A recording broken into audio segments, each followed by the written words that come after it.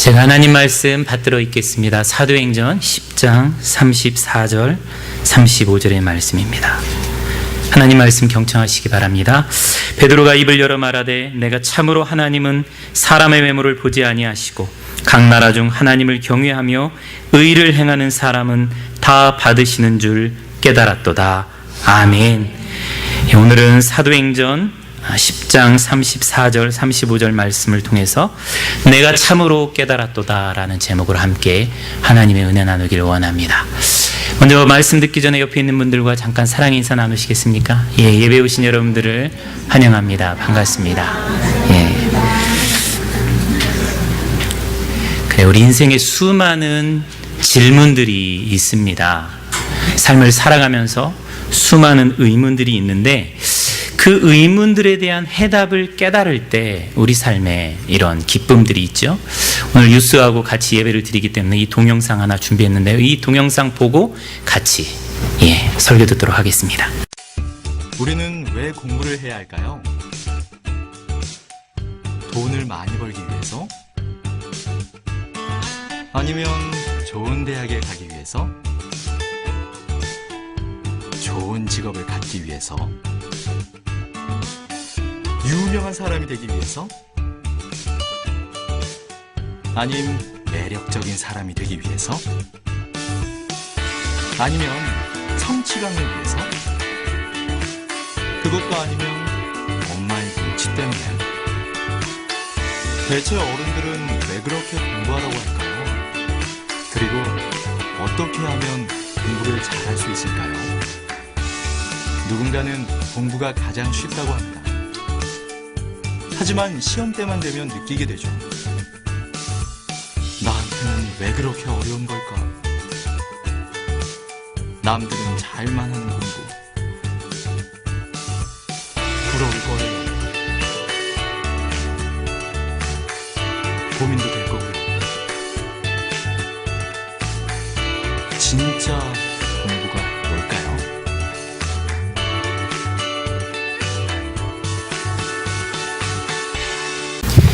진짜 공부가 뭘까요? 시험 공부 열심히 했는데 시험장만 들어가면 뭐더라 약간 나오죠. 뭐더라라는 영화 포스터가 나왔습니다. 어떤 사람은 공부가 진짜 쉽다고 하죠. 김태희는 이쁘기도 하고 전교 500명 450명 중에 항상 1등 했어요. 어떻게 그렇게 할 수 있었을까? 공부가 뭐더라, 여기에 대한 해답을 가지고 있는 사람은 공부를 잘합니다.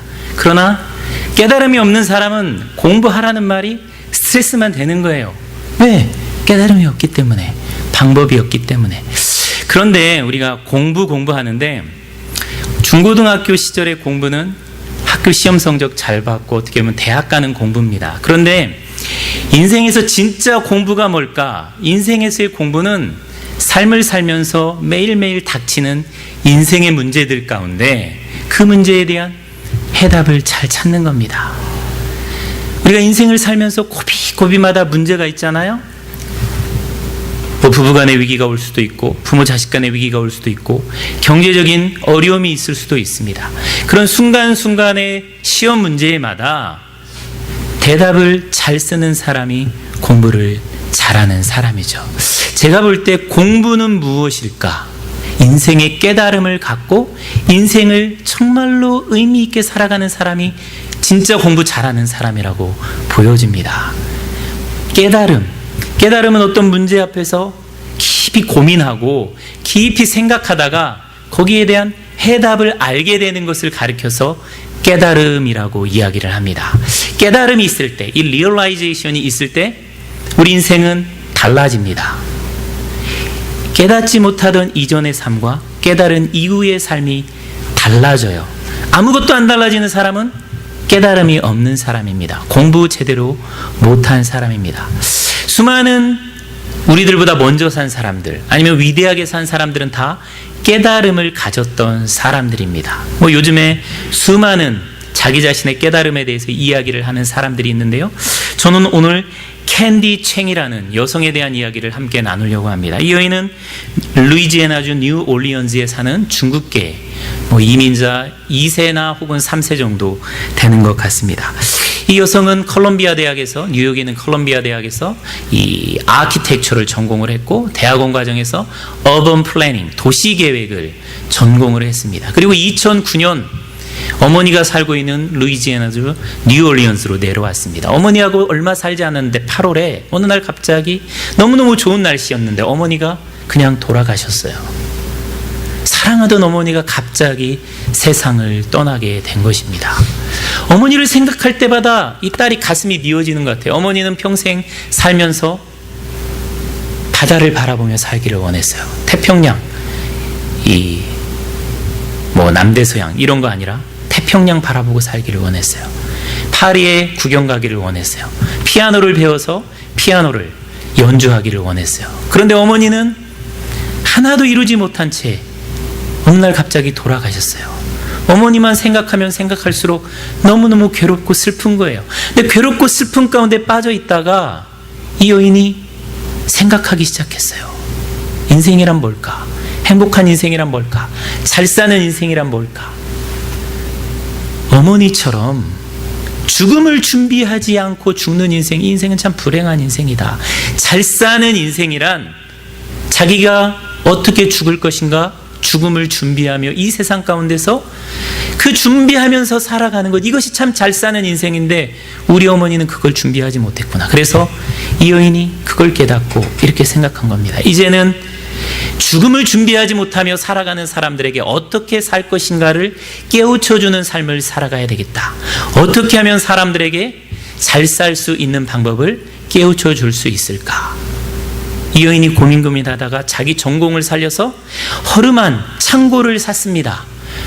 허름한 창고를 사서 그 벽에 이렇게 써붙였어요. Before I die, I want to...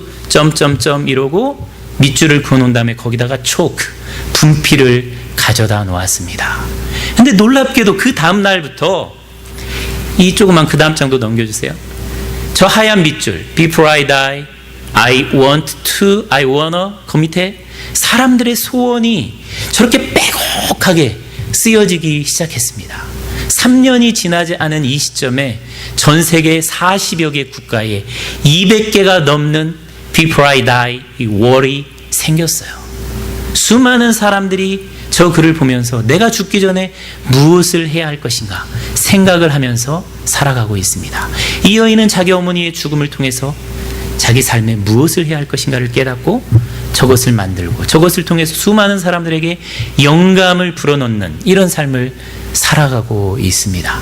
TED라고 여러분 TED.com이라고 한번 쳐보세요. 거기에 수많은 영감을 얻은 사람들이 자기 영감을 나눠주는 그런 삶들을 살아가고 있는 것을 볼 수 있습니다. 이렇게 한 여인이 자기 삶을 어머니의 죽음을 통해서 어떻게 살아가야 할지를 깨닫게 되었을 때 다른 사람에게 인스파이어하고 또 자기도 행복하고 의미 있게 살아가는 것을 볼 수가 있습니다. 오늘 우리가 함께 읽은 성경을 보면 깨달음으로 인해 자신과 세상을 변화시킨 한 사람이 등장합니다. 바로 베드로, 피터입니다.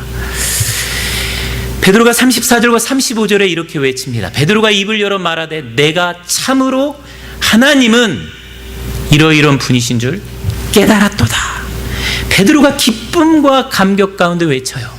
내가 참으로 하나님은 이런 분이신 줄 깨달았다. I truly realized that God is this. 깨달았다는 거예요. 여기서 베드로가 깨달은 하나님, 베드로가 만난 하나님은 두 가지입니다. 34절에 보면 하나님은 사람을 외모로 보지 아니하신다. 하나님은 페이버리티즘이 없다. 이거예요. 또 하나 깨달은 것은 하나님을 경외하며 의를 행하는 사람은 다 받으시는 하나님, 다 억셉하시는 하나님이라는 것을 자기가 깨달았다는 거예요. 베드로는 이 두 가지 깨달음을 얻고 정말로 기쁨의 탄성을 외칩니다. 그런데요, 좀 이상해요. 뭐가 이상합니까?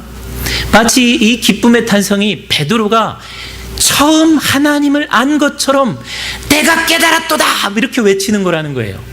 이전에 마치 아무것도 몰랐던 사람처럼 이 탄성을 외친다는 거예요. 베드로는 과연 이 두 가지 사실, 하나님은 사람을 외모로 보지 아니하시고 하나님을 경외하는 사람들을 다 억셉하시는 사실을 몰랐을까요? 베드로는 이미 다 알고 있었습니다. 구약 성경에 보면 사무엘 선지자도 이야기를 했고요, 이사야 선지자도 이야기를 했고요, 하나님은 사람의 외모를 보지 아니하시고 사람의 중심을 보신다. 선지자들이 수도 없이 얘기했어요. 베드로는 분명히 알고 있었습니다. 그리고 하나님은 사람을 외모로 취하지 아니하시고 이방인들을 받으시는 하나님이라는 것 또한 알고 있었습니다. 여러분, 나아만 장군 이방인이었는데 하나님이 받으셨어요? 페르시아의 고레스 왕, 그도 역시 젠타일 이방인이었는데 하나님이 받아주셨어요. 니느웨 사람들, 하나님의 선지자인 요나는 억셉하지 않았지만 하나님은 그들이 회개할 때 그 이방인 니느웨 사람들을 받아주셨어요. 구약 성경에 수도 없이 이런 예들이 나와 있습니다. 베드로는 이미 예수님을 만나서 예수님이 안드레와 함께 우리가 메시아를 만났다, 하나님을 만난 경험을 가지고 있는 사람이에요. 하나님을 아는 사람이에요. 그런데 왜 이제야 베드로가 마치 자기 자신이 처음 예수님을 만난 것처럼 내가 참으로 하나님을 깨달았도다 이렇게 외칠까요? 여기서 중요한 단어는 참으로입니다. 참으로, truly. 즉 베드로는 자신이 이론상으로만 알았던 것, 반신반의했던 것, 그냥 머릿속으로만 알았던 것을 참으로 자기 경험 가운데서 퍼스널리하게 체험하게 되었다는 겁니다. 김수환 추기경이 그런 말 했잖아요. 자기 머릿속에 아는 것이 가슴으로 내려오기까지 80년이 걸렸다. 그 고백하고 죽을 수 있는 사람은 행복한 사람이에요. 머리로만 알지 참으로 가슴으로 삶으로 예수님을 알지 못한 채 교회 다니는 사람들이 얼마나 많은지 모릅니다. 우리 각자가 하나님이 어떤 분이라는 것을 개인적으로 체험하고 퍼스널리하게 하나님을 만나고 정말로 하나님은 이런 분입니다, 하나님은 참으로 이런 분입니다, 내가 깨달았습니다 라고 간증할 수 있는 사람, 그 사람이 예수님을 아는 사람이고 그 사람이 참으로 복되게 신앙생활하는 사람입니다. 하나님은 참으로 나를 낮추시기도 하지만 나를 인도하시고 높이시는 하나님임을 깨달았도다. 하나님은 나를 참으로 사랑하시는 하나님이심을 깨달았도다. 하나님은 나에게 감사의 근원 되시는 분임을 내가 깨달았도다. 이런 고백을 할 때 참 신앙생활의 기쁨이 있는 것입니다. 지난주에 제 신학교 동기이면서 지금 노스캐롤라이나 그린스보로에서 목회를 하고 있는 제 친구 목사님이 우리 집에 와서 2박 3일 동안 있다 갔습니다. 이 목사님이 2박 3일 동안 있으면서 여러 가지 자기 목회에 대한 이야기를 간증해 주셨어요. 이분이 3년 전 엘라바마에 있는 어느 교회를 떠나서 그 교회는 한 80명 정도 되는 교회였어요. 그린즈보로 한 300명, 애들 포함해서 한 400~500명 되는 그 교회로 담임 목사로 가게 되었습니다. 청운의 품을 품고 갔어요. 근데 교회를 가보니까 첫날부터 자기한테 인사하지 않고 이상하게 대하는 사람들이 있더라는 거예요. 지내보면 지내볼수록 알게 된 것이 뭐냐면 그 교회가 20년 넘게 뿌리 깊게 남아있는 해묵은 갈등들이 교회 안에 존재하고 있더라는 거예요. 20년 세월 동안 얼마나 많은 사람들이 서로 갈등을 겪었겠습니까? 원로 장로들과 시무 장로들 사이에 갈등이 있어요. 대학교를 나온 대학교 교수 장로들과 비즈니스에서 돈을 많이 버는 장로들 가운데 갈등이 있어요. 그죠? 돈 많이 버는 장로들은 헌금하는 액수에 따라서 목소리 크기가 달라져야지 많이 배웠다고 교회 안에서 목소리 크면 되겠냐? 대학교 교수들은 배우지도 못한 것들이 돈만 많이 벌었다고 어깨에 힘주고 지랄하네? 이렇게 얘기를 하면서 서로 싸운다는 거예요. 그 갈등들이 당회 가운데 원로 장로와 시무 장로들 가운데 나타나는 거예요. 자기는 이 문제를 해결하고 화합하려고 노력을 했는데 어느 문제로 인해서 그 화살이 어느 순간 자기한테 쏠리더라는 거예요. 모든 갈등의 원인은 다 담임 목사 탓이다. 담임 목사가 기도도 적게 하고 설교도 잘 못하고 전도도 못하고 키만 멀쩡하게 크고 생긴 거 못생기고 다 담임 목사 탓이더라는 거예요. 결국 그래서 3년 만에 쫓겨나게 됐습니다. 쫓겨나는 과정에서 그동안 자기를 전심으로 이렇게 서포트해주고 정말로 사랑으로 대해주던 사람들이 어느 순간 어느 라인에 딱 서니까 봐도 인사를 안 하더라는 거예요. 아는 척도 안 하더라는 거예요. 너무너무 상처를 받은 거예요, 이분이. 도대체 예수 믿는 사람들이 이럴 수가 있나? 교회 다니는 사람들이 이럴 수가 있나? 그리고 4월 달에 교회를 그만뒀어요. 5월 한 달 동안 이분이 잠을 못 잤다는 거예요. 1시간 이상. 잠잘 때마다 그 마음의 상처가 너무 커서 웃던 사람의 얼굴이 갑자기 꿈속에서 화내는 얼굴로 바뀌는 거예요. 1시간 못 자고 일어납니다. 이렇게 5월을 보내다가 이러면 안 되겠다. 그러면서 다른 교회로 옮겨가기 위해서 지원을 하기 시작했어요. 지원을 할 때는 이 목사님이 이렇게 생각을 했다는 거예요. 이 교회가 문제가 있어서 쫓겨난 목사를 어느 교회가 받아주겠는가. 이렇게 젊었는데 이렇게 쫓겨나서 또 큰 교회 목회하다가 쫓겨나서 어느 교회로 갈 수 있겠는가. 절망이 오더라는 거예요. 또 그 마음에 상처가 커서 과연 내가 목회할 수 있을까, 그런 생각이 들더라는 거예요. 그런데 6월 달 동안 5군데 원서를 냈는데 5군데 모든 교회에서 자기를 오라고 하더라는 겁니다. 그리고 새 교회에서 자기를 청빙을 하더라는 거예요. 이 과정을 통해서 이 목사님이 깨달은 것이 있어요. 자기는 어느 교회도 가지 못할 것이다. 나는 실패한 사람이다. 나는 사람들한테 버림받은 사람이다. 이렇게 자기 자신을 비하하면서 절망하고 있는데 하나님께서 자기를 높여주시더라는 거예요. 그 과정을 통해서 이 목사님이 깨달은 것은 하나님은 참으로 마리아의 찬가처럼 낮은 자를 높이시고 부자를 공수로 보내시고 가난한 자를 높이시고 얼굴을 들 수 없는 자의 얼굴을 높이 들어 올리시는, 인도해 주시는 하나님, 얼굴을 들게 하시는 하나님, 참으로 하나님은 나를 사랑하시는 하나님이신 줄 내가 깨달았습니다. 그 고백을 하게 되더라는 것이죠. 이 목사님은 몰랐겠습니까? 하나님이 우리를 인도해 주시고 지켜주시는 하나님이라는 걸 이미 알고 있었어요. 높여주시는 하나님이라는 걸 이미 알고 있었어요. 그러나 그 어려움 가운데 참으로 깨달은 거예요. 자기 삶으로 하나님은 정말로 나의 수치를 감싸주시고 얼굴을 들 수 없는 자를 얼굴을 들게 하시고 절망에 빠진 자에게 희망과 소망을 주시는 사랑의 하나님이라는 사실을 가슴으로 깨달은 것이죠. 그분이 간증하는데 정말로 그 어느 누구보다 행복해 보였습니다. 샌프란시스코로 가게 되는데 그 누구보다도 감사하고 기뻐하고, 비록 더 작은 교회로 가지만 정말로 하나님이 나를 사랑하시고 나를 인도하신다는 그 체험을 했기 때문에 그 마음에 감격과 기쁨이 살아있는 것을 볼 수가 있었습니다. 참으로 하나님이 어떤 분이심을 깨닫는 것, 참으로 하나님이 어떤 분이시라는 것을 퍼스널리하게 체험하는 것, 이것이 우리 삶의 기쁨이고 정말로 신앙생활하는 맛을 줍니다. 우리 사랑하는 성도 여러분, 이 하나님을 개인적으로 체험하고 깨닫는 복이 넘치시기를 주의 이름으로 축원드립니다. 아멘. 아멘 하신 분만 그렇게 사시기 바랍니다. 네. 정말로 소원하는 사람들만 그렇게 살게 있어요. 정말로 내가 하나님을 퍼스널리하게 만나서 그 하나님 나라 기쁨 누려야 되겠다. 그 사람들은 그 기쁨 누리게 됩니다. 사실 신앙생활 인생의 보람은 깨닫는 데에 있습니다. 우리가 잘 아는 대로 고대 그리스 과학자 아르키메데스가, 황제가 명령했잖아요. 이 금관이 순금인지 아니면 불순물이 섞인 이런 크라운인지 네가 구별해내라. 고민하다가 목욕탕에 들어갔잖아요. 목욕탕에 딱 들어가니까 자기 몸무게만큼 물이 나오는 거예요. 그 부력의 원리를 통해서 이 왕관이 순금인지 아닌지 가짜인지 진짜인지 구별해낼 수 있겠구나. 그 깨달음을 얻는 순간 유레카, I found it 하면서 발가벗은 모습으로 그 목욕탕에서 뛰쳐나왔어요. 그게 깨달은 자들이 행동하는 방식입니다. 깨달은 자들은 가만히 있을 수가 없어요. 왜 미쳐보지 못했던 것들을 깨닫는데 어떻게 가만히 있을 수 있겠습니까? 예전에 돌로 보이던 여자가 어느 순간 정말로 천사처럼 아름답게 보여요. 그럼 어떻게 해요? 나랑 사귀어 볼래? 나랑 결혼해 줄래?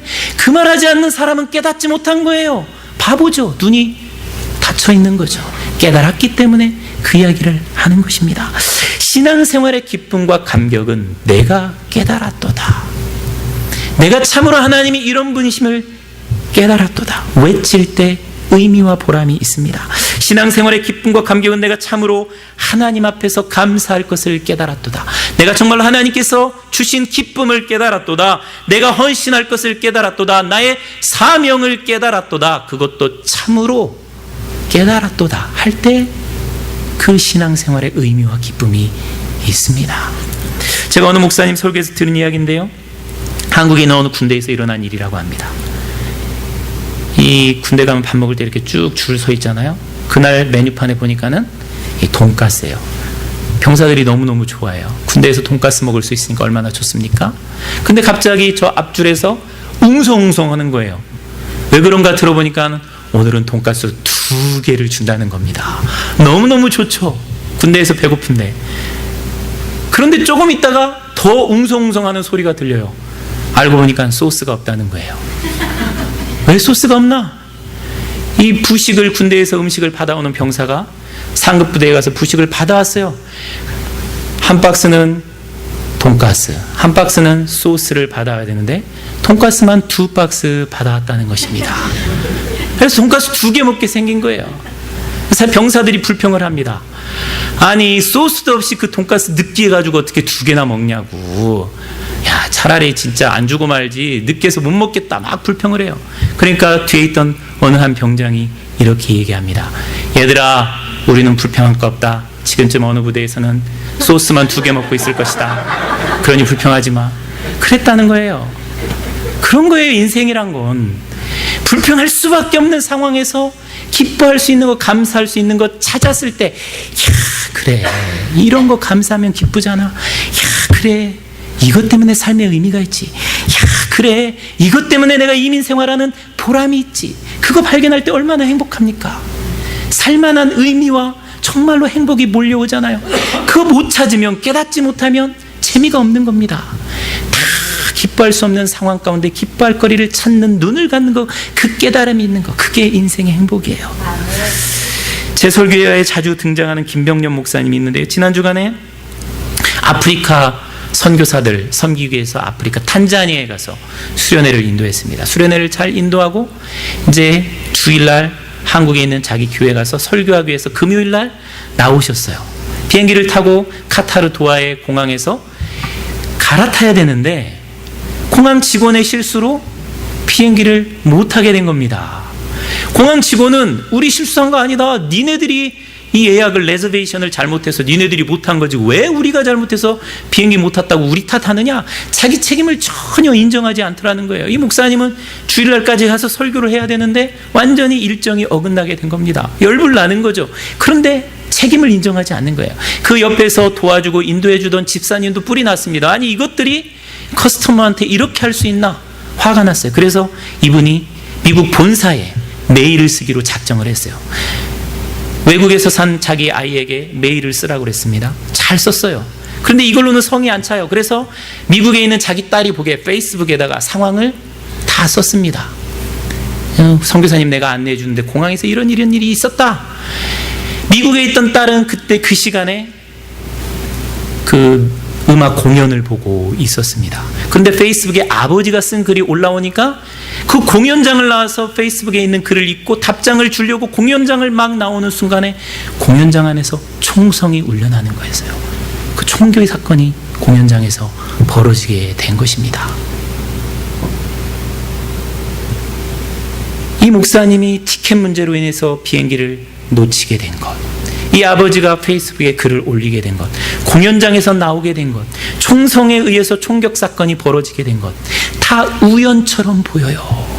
그런데 이 목사님이 가시면서 이런 글을 써놓는 것을 볼 수가 있었습니다.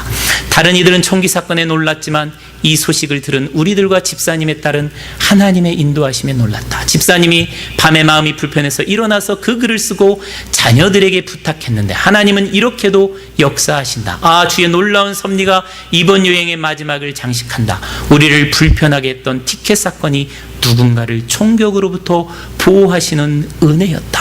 하나님의 섭리에 감사할 뿐이다. 놀란 사람들에게 평안을. 내가 정말 하나님은 섭리하시는 하나님이신 줄 깨달았도다. 왜 몰랐겠어요? 다 알죠. 하나님은 우리를 지켜주시고 우리를 보호해주시고 우리를 인도해주시는 하나님이라는 걸 알아요. 그런데 하나님께서 정말로 총격 사건에서 보호해주시는 하나님인 것을 깨달았을 때, 아, 정말 하나님은 나를 사랑하시는 분이구나. 참으로 내가 하나님이 나를 사랑하신 줄 깨달았다. 그 감격의 고백이 생기고 정말로 신앙생활하는 맛이 생겨나는 것이지요. 다니엘 레딘스키가 엮은 하나님이 보낸 사랑의 시라는 책에 아빌라의 성 테레사에 대한 이야기가 나옵니다. 이 아빌라의 테레사, 1515년 스페인에서 태어났습니다. 이 가톨릭 수녀지만 우리 개신교인들도 굉장히 존경하고 사랑하는 이런 신앙의 선배입니다. 그 이유 중에 하나는 이 여인이 기도의 여인이었기 때문입니다. 이 여인이 기도의 여인이 될 수 있었던 것은 이런 과정이 있었어요. 20살 때 이 여인이 갈멜 수도원에 들어갑니다. 그런데 들어가서 1년도 되지 않아서 몸에 질병이 들어요. 그래서 수도원을 나왔어요. 수도원을 지나서 3년이 지났던 24세 되던 이 1539년 병세가 더욱 악화돼서 의식을 잃었습니다. 그래서 가족들이 장례식을 치르려고 준비를 다 했습니다. 그런데 4일째 죽었다가 살아났어요. 그 이후 3년간 전신불수로 집에서 누워 지냈습니다. 왜? 4일 동안 죽어 있었던 상태이기 때문에 이게 뇌가 온전치 않은 거예요. 반신불수로 3년을 누워 지냈습니다. 그러다가 27세 되던 1542년 요셉이라는 사람이 와서 기도해 줬어요. 그런데 놀랍게도 그 기도로 낫게 됐습니다. 기도로 나으니까 이 여인이 기도를 배우게 됐어요. 기도하는 가운데 하나님을 사모하고 하나님을 사모하다 보니까 하나님을 수도 없이 영적으로 체험을 하게 됐어요. 그래서 그 영적인 체험들을 이 아빌라의 테레사가 기록해 놓은 글이 수많은 크리스찬들에게 영감을 주는 책이 되었던 것입니다. 기도하는 가운데 테레사는 많은 영적 체험을 하는데 어느 날 하나님과 영적으로 대화를 하게 됩니다. 그때 경험을 이렇게 기록하고 있습니다. 당신이 짊어진 십자가 내가 지려면 얼마나 힘들까 싶었는데 사랑이, 이 터리사는 하나님을 사랑이라고 표현합니다. 사랑이 한 번은 내게 말을 건넸어요. 난 노래를 부른단다. 넌 그걸 듣고 싶니? 그리고선 길가의 모든 벽돌에서 또 하늘의 모든 틈에서 웃음이 흘러나왔어요. 기도의 밤 후에 그분이 노래하실 때 그분은 내 삶을 바꾸셨어요. 당신 입에서 나온 단 2마디가 내 삶을 바꾸었어요. Enjoy me, 나를 즐기렴. 마더 터리사가 아니죠. 아빌레 터리사가 기도하는 가운데 하나님 앞에 자기 고민을 얘기하는 겁니다. 주님, 제가 주님을 따르려면 십자가를 져야 되는데 제가 부인이 안 되네요. 저를 내려놓기가 힘드네요. 십자가 지는 것이 왜 이렇게 힘들어요? 그렇게 기도하는데 예수 믿고 따르는 것이 힘들잖아요. 근데 주님이 이렇게 얘기해 주는 거예요. 나 따르는 거 십자가만 지고 따르는 것이 아니다. 나는 가수인데, 나는 노래를 부르는데 너 노래 한번 들어볼래? 하나님이 터리사를 위해서 노래를 불러주시겠다는 거예요. 그 순간 깨달음이 온 겁니다. 시편 19편에 그 깨달음이 온 거예요. 하늘이 하나님의 영광을 선포하고 온 땅이 하나님의 영광을 노래한다. 그 깨달음이 온 거예요. 건물을 보니까 벽돌에서 하나님의 노랫소리가 흘러나옵니다. 구름을 보니까 하나님의 웃음소리가 들려요. 햇살을 보니까 하나님께서 자기를 따스하게 안아주시는 그 손길이 느껴지는 거예요. 지나가는 새소리들, 바람소리들이 하나님의 노랫소리로 들리는 겁니다. 그때 비로소 터리사의 마음 가운데 즐거움이 찾아오는 거예요. 야, 신앙이 이렇게 즐거운 것이구나. 하나님과 교제하는 것이 이렇게 천국의 노래를 듣는 삶이구나. 그 깨달음이 오는 거예요. 그리고 하나님께서 얘기해 주신 거예요. 내 노래를 즐겨라. 나를 즐겨라. 여자입니다. 나를 즐겨라. 터리사가 깨달은 거예요. 내가 독신으로 평생 수녀로 살지만 주님이 나의 신랑이 되시는구나. 주님이 나의 진짜 남편이 되시는구나. 깨달음이 오는 거예요. 여러분, 웨스트민스터 신앙고백 제1조가 뭡니까? 인생의 제일 목적이 무엇이뇨? 하나님을 영화롭게 하고 그를 영원토록 엔조이하는 것이 우리 인생의 퍼포스라는 거예요. 터리사는 그것을 깨달은 것입니다. 여러분, 하나님을 즐기는 것을 깨달을 때 신앙생활의 기쁨이 있습니다. 교회 나오는 거 힘드셔? 여러분, 아직 하나님 즐기는 법을 깨닫지 못해서 그래요. 신앙생활한 거 재미가 없어요? 하나님 즐기는 걸 깨닫지 못해서 그렇습니다. 하나님을 인조해하는 걸 깨달을 때 삶의 신앙생활의 보람이 있습니다. 지난주에 한국에서 오신 이 목사님하고 잠깐 대화를 하는 시간이 있었어요. 콜롬비아 신학교에서 박사과정을 공부하기 위해서 2주 동안 휴가받아서 미국에 온 한국에 있는 제 후배 목사입니다. 근데 이분하고 대화를 하는 가운데 제가 그렇게 했어요. 이민 목회도 한번 해볼 생각을 한번 품어봐라. 그러니까 그분이 이렇게 대답합니다. 이민 목회하느니 아프리카 선교사로 가겠어요. 이민 목회 지저분하고 더럽다는 소리를 수도 없이 들었다는 거예요. 그래서 차라리 이민 목회하느니 아프리카에 가서 살겠다는 겁니다. 이민 목회 절대 안 한다는 거예요. 그래서 제가 제 목회에 대해서, 제가 가지고 있는 목회의 철학에 대해서 이야기를 해줬어요. 다 듣고 난 다음에 후배 목사가 이렇게 얘기하는 거예요.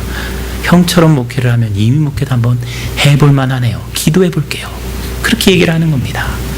여러분, 이만하면 제가 이미 목회 즐기고 있는 것 같지 않으십니까? 네, 별로 스트레스 여러분 저 안 주시니까 제가 즐기고 있는지는 몰라도 나름대로 즐기며 살아가고 있습니다.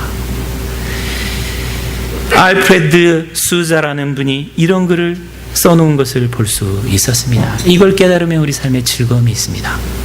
아무도 보지 않는 것처럼 춤추라. Dance like nobody is watching you. 한 번도 상처받지 않은 것처럼 사랑해라. Love like you've never been hurt. 아무도 듣지 않은 것처럼 노래하라. Sing like nobody is listening to you. 돈이 필요하지 않은 것처럼 일하라. Work like you don't need the money. 이 세상에 하늘인 것처럼 살아라. Live like you are on heaven, on earth. 오늘이 내가 사는 마지막 날인 것처럼 살아라. Assume today is the last day you live. 너무 멋있지 않습니까? 저는 이렇게 해석이 돼요. 사람들 앞에서 노래하고 춤추지 말고 하나님 앞에서 하나님만 바라보고 노래하고 춤춰.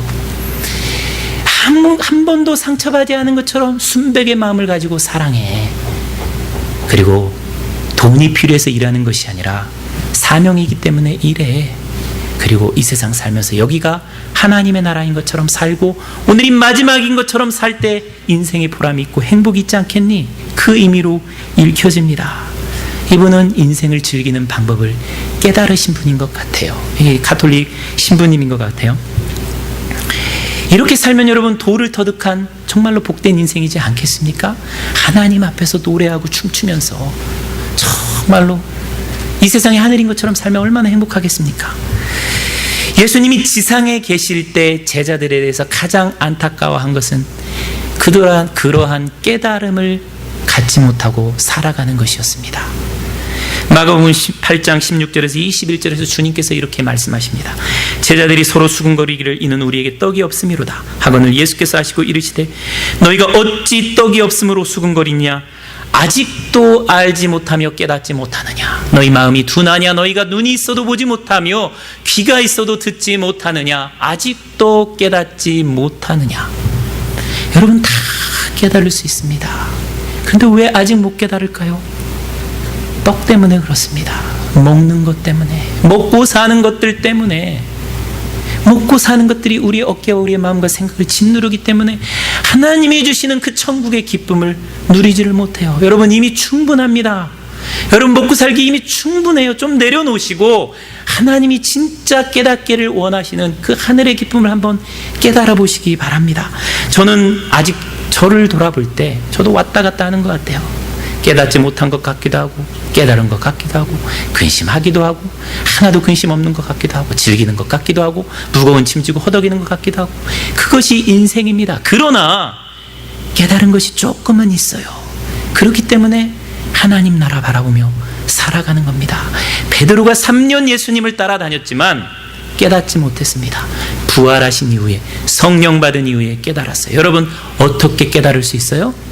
제가 볼 때는 두 가지입니다. 하나는 순종이고요. 하나는 포도나무 대신 예수 그리스도께 붙어 있을 때 깨닫게 됩니다. 오늘 사도행전 10장은 베드로에게 주님께서 이방인한테 가라라고 했을 때 자기가 온전히 믿지도 못하고 의아해하고 의심은 있지만 말씀에 순종해서 갔을 때 이런 깨달음들이 왔습니다. 우리 사랑하는 성도 여러분, 주님께 붙어 있고 주님 말씀에 순종하려고 애쓰고 정말로 깨달은 것 위해서 기도할 때 주님께서 하늘의 깨달음으로 여러분 인생 가운데 함께 해주시고 내가 참으로 하나님 깨달았도다 하는 이 퍼스널리한 이 깨달음 때문에 기쁨의 노래 부르게 되실 줄 믿습니다. 이 깨달음 갖고 살아가시는 저와 여러분 다 되실 수 있기를 주의 이름으로 축원드립니다.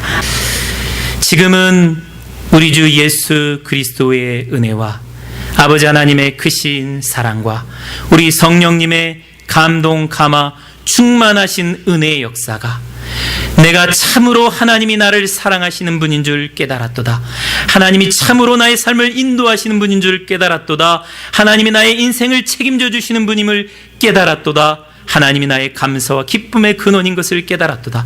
수많은 깨달음의 근원이 하나님인 것을 알고 그 깨달음을 사모하며 세상을 향하여 나아가는 우리 사랑하는 한뜻 사랑의 성도들, 머리 위에 그 성도들이 하는 모든 일들과 오늘 예배 가운데 참석한 우리 사랑하는 지선자매님과 그 가족 가운데, 우리 사랑하는 모든 성도들의 앞날 가운데 지금부터 영원토록 함께 하시기를 간절히 축원하옵나이다. 아멘.